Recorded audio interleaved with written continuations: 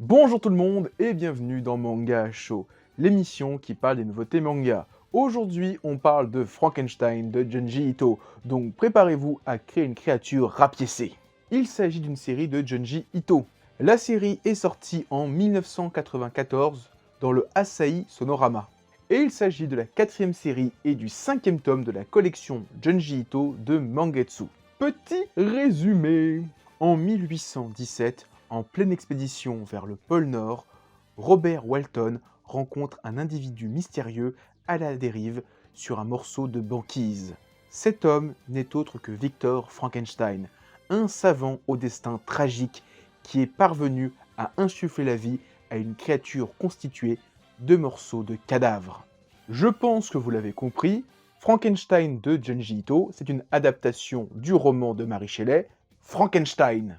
Pour ceux qui ne le savent peut-être pas, Frankenstein, à l'origine, c'est pas le nom de la créature, mais de son inventeur. C'est vrai qu'avec le temps et plein de films qui ont peut-être mal compris le roman ou qui ont voulu être plus faciles, on associe maintenant Frankenstein à la créature, alors qu'elle s'appelle juste la créature. Frankenstein, c'est Victor Frankenstein, son créateur. Et ça, Junji Ito l'a bien compris, donc on n'est pas sur une sorte d'énième ersatz qui a rien compris au roman. Et je vais être très sincère, moi-même, j'ai pas lu le roman. Tout ce que je connais de Frankenstein, c'est soit quelques petits passages que j'ai lus pendant les cours de français, soit la magnifique BD de Georges Best qui est super bien, qui est une BD en noir et blanc, et qui, bon, en fait, en lisant le manga, maintenant, je vois plus ou moins les points communs et les divergences qu'il y a entre les deux auteurs par rapport sûrement au roman d'origine.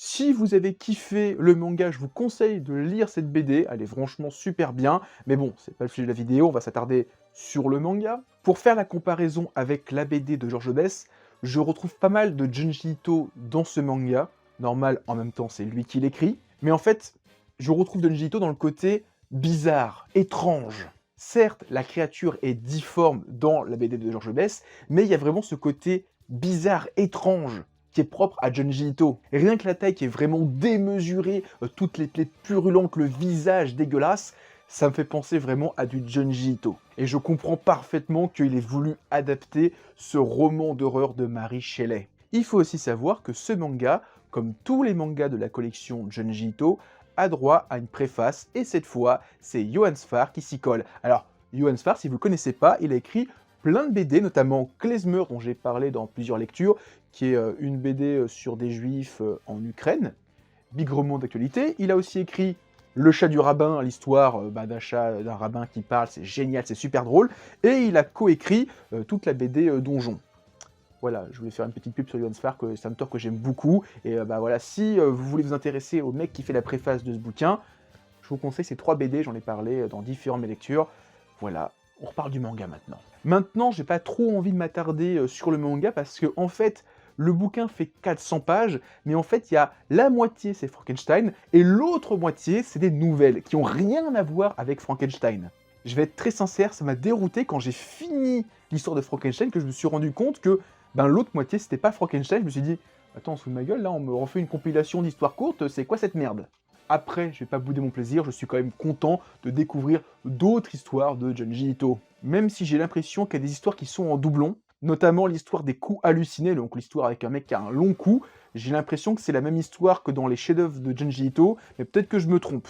Après, petit ajout qui est vraiment sympathique, qui manquait au chef-d'œuvre de Junji Ito, c'est que dans le sommaire, on a l'historique. On sait à quelle époque chaque histoire a été écrite. Et ça, c'est super intéressant si un jour on veut faire un travail de lecture dans l'ordre chronologique de toute la carrière de Junji Ito. Savoir que tel chapitre a été écrit à telle époque, ça je trouve ça hyper intéressant. Si un jour je veux faire une vidéo en me disant tiens je vais retracer toute la carrière de l'auteur et je vais lire sa première nouvelle jusqu'à sa dernière dans l'ordre chronologique, ce genre de choses c'est hyper important.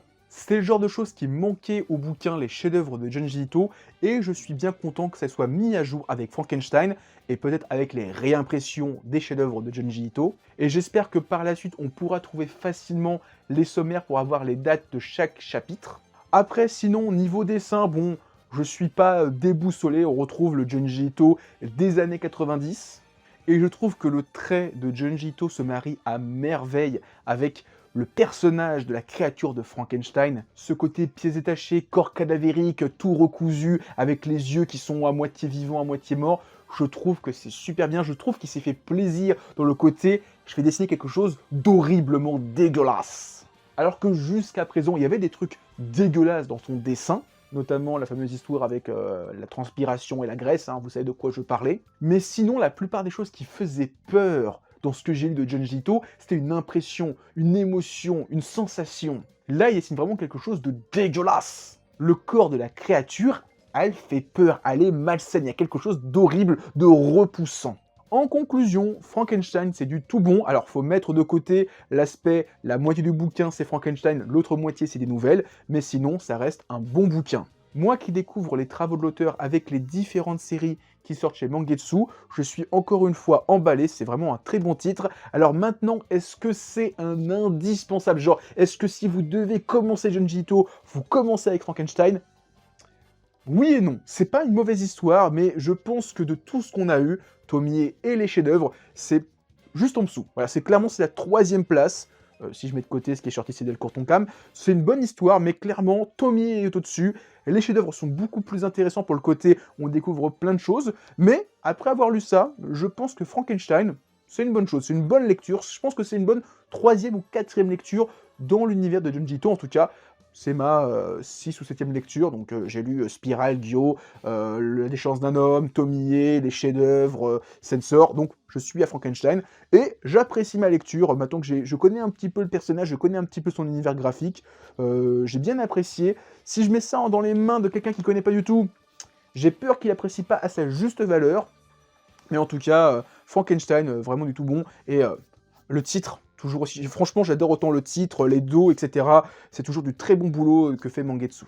Donc voilà, c'était ma vidéo sur Frankenstein, j'espère que vous l'avez apprécié. Si c'est le cas, pensez à mettre un petit pouce bleu, à laisser un commentaire, à partager, ça fait toujours plaisir. En description, vous avez un lien vers tous mes réseaux, Twitter, Discord, Instagram et TikTok. Et bah sur ce, moi je vous dis à plus, et continuez à lire des mangas. Allez, ciao tout le monde!